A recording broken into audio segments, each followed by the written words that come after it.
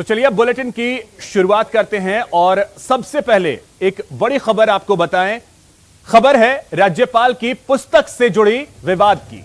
दरअसल राजभवन के नाम से क्या एक संस्था प्रदेश के विश्वविद्यालयों पर दबाव बनाकर मनमाने दामों पर किताबें बेचने में जुटी है। राज्यपाल कलराज मिश्र की आत्मकथा से जुड़े विवाद में IIME प्रकाशन का नाम सामने आया है। तो आपको बता, आत्मकथा पर सियासी कथा हावी हो गई। भाजपा के अंदर उसकी विचारधारा में काम करने वाले व्यक्ति जब राजभवन के अंदर जाता है तो अक्सर ऐसी चीज़ें देखने को मिल रही है। देश के अंदर आज जो राजभवन की गरिमा को गिराने के काम कर रही है, चाहे वो राजभवन पश्चिम बंगाल का हो, चाहे वो राजभवन गोवा का हो, चाहे वो राजभवन राजस्थान का हो, इस प्रकार के कामों से राजभवनों की गरिमा गिरती है। अगर राज्यपाल के पास इसकी जानकारी है तो तुरंत इस पर रोक लगाए, क्योंकि कांग्रेस पार्टी किस आधार के ऊपर इस तरीके के वक्तव्य देने का काम कर रही है। देश की आज़ादी के बाद में आर्टिकल 356 का जितना दुरुपयोग कांग्रेस की केंद्र की सरकारों ने किया है राज्यों के अंदर, और जिस तरीके की संवैधानिक संस्थाओं का उनका हनन करने का काम कांग्रेस पार्टी करती आई है। बहरहाल इस पूरे मामले में राज्यपाल के नाम से किताबों की खरीद फरोख्त करने से विवाद शुरू हुआ।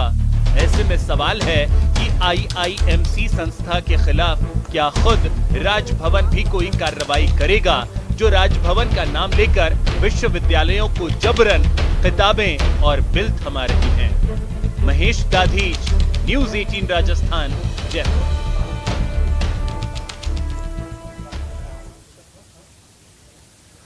तो राज्यपाल की आत्मकथा को लेकर हुए विवाद में जिस प्रकाशन संस्था IIME पर आरोप लगे हैं, उससे जुड़े कई तथ्य न्यूज़ 18 के पास हैं।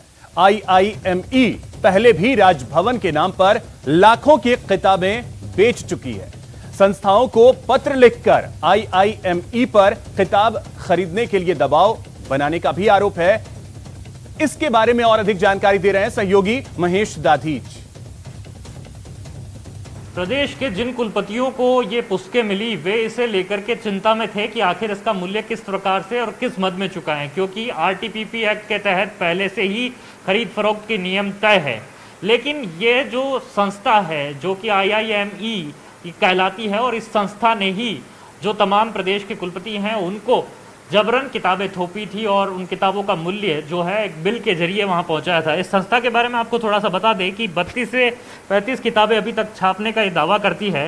राजस्थान की संस्कृति सभ्यता को लेकर के और साथ ही में इतिहास को लेकर के भी कई किताबें छाप चुकी है। इससे पहले भी ये संस्था इंडियन इंस्टीट्यूट ऑफ मैनेजमेंट और एंटरप्रेन्योरशिप कई विश्वविद्यालयों में राज्यपाल के नाम से पहले भी इस तरह से किताबों को लेकर के आग्रह कर चुकी है, और जिसके पत्र भी है न्यूज़ 18 को प्राप्त हुए हैं। कई कुलपतियों ने इस बात को कहा है कि उन्होंने इस संस्था से पहले भी खरीद की है कई किताबों को लेकर के। लेकिन जब DK टकनेत से बात की गई, जो इस संस्था के मानद निदेशक है, तो उनका साफ कहना है कि वे राज्यपाल के नाम को लेकर के कोई दुरुपयोग नहीं कर रहे हैं।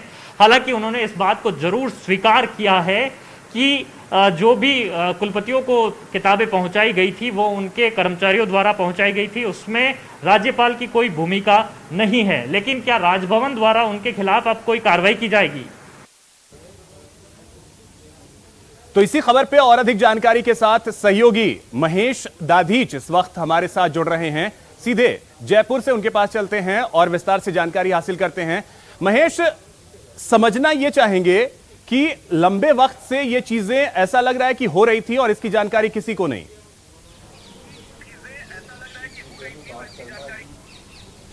देखिए, ये जिस तरह के पत्र जो पहले के इनके व्यवहार के जो सामने आए हैं, पत्र व्यवहार जो भी रहा है इनका कुलपतियों से, IIME जो संस्थान है वो पहले भी राजभवन के नाम से कहीं न कहीं कुलपतियों से कन्विंस करता रहा है कि उन्हें जो पुस्तकें हैं वो खरीदनी होगी। इसके लिए कुछ पत्र जो हैं वो न्यूज़ 18 को भी मिले हैं, उसमें साफ तौर पर ऐसा लिखा हुआ है।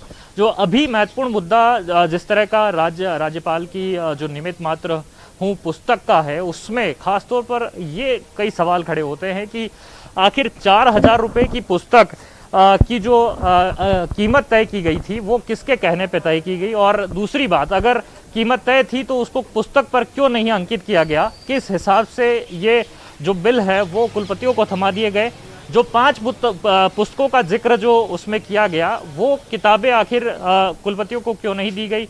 IIME जो है वो इसमें सबसे बड़ा जिम्मेदार है और उन्होंने कई हद तक अपनी गलती भी ये स्वीकार की है और उन्होंने कहा है, जो इसके DK टिकनेत जो कि इसके प्रमुख हैं और उनका ये साफ तौर पर कहना भी था और उन्होंने अपनी गलती भी यहाँ पर स्वीकार की कि उनके ही एग्जीक्यूटिव्स ने वो तमाम पुस्तकें थी जो कुलपतियों के गाड़ियों में रखवाई थी और उसके जो बिल थे वो उन्हें थमाए थे। हालांकि वो इससे पहले की जो जिस तरह की बातें रही है उसे लेकर के वे इनकार करते दिखाई दे रहे हैं। उनका कहना कि वे पहले राज्यपाल के नाम का कोई दुरुपयोग उन्होंने नहीं किया है और वे इन आरोपों से बचते आ रहे हैं। लेकिन कुछ ऐसे महत्वपूर्ण सवाल खड़े होते हैं जो ये साफ तौर पर जाहिर करते हैं कि आखिर किस प्रकार से ये जो किताबों की खरीद फरोख्त है या किताबों को जो बेचने थोपने का जो काम है वो किसके कहने पर उन्होंने किया, या क्योंकि वो राज्यपाल के नाम का पहले ही वो कह चुके हैं कि ना तो उन्हें राज्यपाल की तरफ से उनको कोई कहा गया था या राजभवन की तरफ से कहा गया था, तो राजभवन ने भी अपना खंडन एक तरफ से दे दिया है। तो ऐसे में IIME को क्यों तरजीह दी गई? वे किस तरह से इसमें लेखक थे और उनके ऊपर किस तरह का क्यों कोई प्रतिबंध नहीं लगाया गया? पहले के भी जब इस तरह के मामले सामने आ चुके हैं कि राजभवन के नाम पर उन्होंने कई तरह के जो बेचान किए गए हैं, तो ऐसे में राजभवन ने कोई कार्रवाई क्यों नहीं की?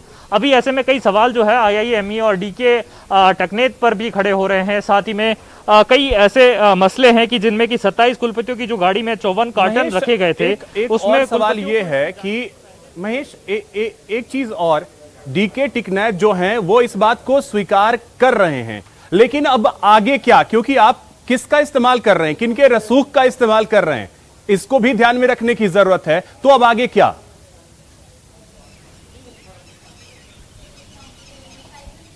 देखिए, निश्चित ही इसमें जो है राजभवन ने अपना खंडन कर दिया था, क्योंकि सबसे पहले राज्यपाल को लेकर के और राजभवन को लेकर के कई तरह के सवाल खड़े किए गए थे। उसके बाद में उन्होंने अपना स्पष्टीकरण दे दिया और उन्होंने सीधे इसे प्रकाशक और विश्वविद्यालयों के बीच का एक व्यवहार बताया। उन्होंने कहा कि जो भी खरीद या बेचान जो भी किया जा रहा है वो उनके आपसी मसले का मामला है, उसका उनसे कोई लेना देना नहीं है। लेकिन जब DK टिकनेत से बात की गई तो उनका यह साफ तौर पर कहना था कि वे आमतौर पर किसी को भी आग्रह करते हैं और मार्केटिंग के लिहाज से वे अपनी किताबों को बेचने के लिए इस तरह से करते आए हैं, पहले भी। उनके लिए ये सामान्य घटना है, इससे बड़ी वे इसे घटना नहीं मानते हैं। लेकिन जब उनसे ये पूछा गया कि आप जबरन किसी को अगर कोई खरीदना नहीं चाहे तो उसको आप कैसे किस तरह से थोप सकते हैं और मनमानी दरें कैसे लगा सकते हैं जबकि किताब पर कोई भी अंकित नहीं है, तो इस मामले पर उनके पास में कोई साफ तौर पर जवाब नहीं होता है। ना ही पहले के जो ट्रांजैक्शन किए गए हैं या पहले के जो मामले रहे हैं जिनमें कि राज्यपाल के नाम पर उन्होंने विश्वविद्यालय के कुलपतियों को कन्वेंस करके किताबों को बेचा है, उसके मामले पे भी वे ठीक तौर पर जवाब नहीं देते हैं। जी, चलिए, बहुत शुक्रिया महेश आपका तमाम जानकारी के लिए, बहुत शुक्रिया आपका।